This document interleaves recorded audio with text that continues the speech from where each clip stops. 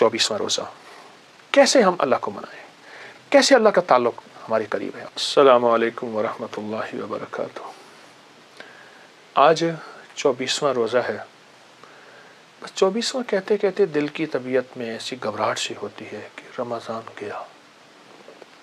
मैंने आपको पहले बताया था कुछ दुर्वेज ऐसे थे जो 6 माह जाने वाले रमज़ान के लिए नदामत करते थे और फिर 6 माह इस्तकबाल करते थे।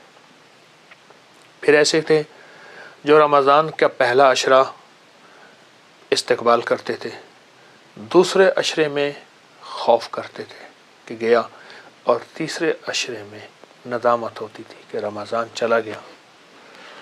अच्छा, जान रमज़ान तो चला ही जाएगा, लेकिन 2 रमज़ान होते हैं, एक सफारशी रमज़ान, एक शिकायती रमज़ान। ये मैं आपको पक्की बात कह रहा हूँ। रमज़ान सफारिश भी करेगा और रमज़ान शिकायत भी करेगा।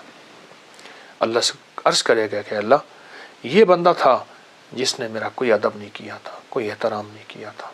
ऐ अल्लाह, मैं रमज़ान आया था, लौट लौट के आता था हर साल, इस बंदे ने मेरे साथ कोई दिलजोई नहीं की, मेरा कोई साथ नहीं दिया। ऐ अल्लाह, ये वो बंदा है जिसने मेरी रमज़ान की कोई कदरदानी नहीं की। ये शिकायती रमज़ान है। और एक वो सफारशी रमज़ान है जो बंदे की सफारिश करे अल्लाह के सामने। फरमाया, हदीस में आता है, जो सूरत मुल्क तबारकल्लज़ी सोते वक़्त पढ़ता है, क़यामत के दिन जब इसकी तरफ अज़ाब बढ़ेगा इसकी ख़ताओं गुनाहों की वजह से, तो सूरत मुल्क आड़े आ जाएगी, कहेगी नहीं, ये अज़ाब नहीं हो सकता। और हदीस में यहाँ तक अल्फाज हैं, मेरे आका का फरमान का मफ़हूम है कि सूरत मुल्क झगड़ालू है, ये झगड़ा करेगी और कहेगी, या अल्लाह, या तो मुझे अपने कुरान से निकाल दे या फिर इस बंदे की बख्शिश कर दे। अल्लाह अकबर। इसी तरह रोज़ा भी सफारिश करेगा। तो रमज़ान के इन लम्हात में, इन घड़ियों में, इन कैफियतों में 24वां रोज़ा, कैसे हम अल्लाह को मनाएं, कैसे अल्लाह का ताल्लुक़ हमारे करीब है और कैसे अल्लाह की ज़ात आली के साथ हमारी मोहब्बतें बढ़ जाएं। तो मैं एक चीज़ आपको अर्ज़ करूँगा और इसके मैंने बहुत फ़ायदे देखे। रमज़ान में एक चीज़ की मशक़ कर लें। रुकू से उठते हुए ना, समी अल्लाहु लिमन हमिदा रब्बना लकल हम्द, एक दुआ पढ़ें, हमदन कसीरन तय्यबन मुबारकन फ़ी, हमदन कसीरन तय्यबन मुबारकन फ़ी। 5 बोल है। मैंने साल से बताया, क्योंकि रमज़ान में एहतमाम बढ़ जाता है नमाज़ों का, नवाफिल का। इसको अपने मश्क में, अपने तजर्बे में, अपने बोलों में शामिल कर लें। समी अल्लाह के बाद ये दुआ पढ़ लें। जोड़ों का पुराना दर्द, कमर, डिस्क, मोहरों के मसाइल, गर्दन के मसाइल जिनको कॉलर लगा हुआ हो, और पट्ठों और असाब का खिंचाव, कितने बेशुमार लोग मुझे मिले जब से मैंने ये बताना शुरू किया। नमाज तो वैसे पढ़ते हैं, रुकू से उठते हैं तो उठते हुए ये बोल भी शामिल कर लें। अब आप देखिए, अब ऐसा करें, आप मेरी इस प्रोग्राम को देख रहे हैं ना, आप मोबाइल पे देखें कि मैं कितने सेकंड लगते हैं इसमें। आप हैरान होंगे, ये मिनटों का अमल नहीं, सिर्फ सेकंड का अमल है। हमदन कसीरन तय्यबन मुबारकन फ़ी, चंद सेकंड का काम है। और चंद सेकंड में रब राज़ी। वो कैसे राज़ी?